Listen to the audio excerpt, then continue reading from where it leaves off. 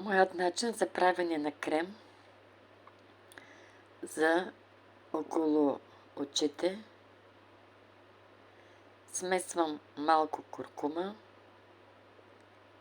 мед и ябълков оцет в равни количества. Разбърквам леко.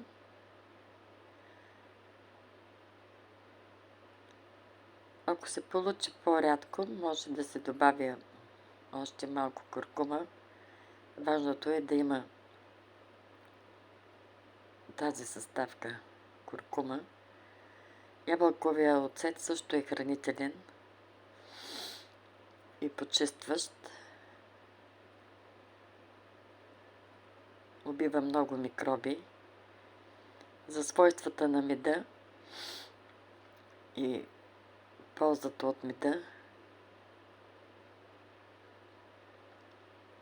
сега леко се е разредил. Всички знаем.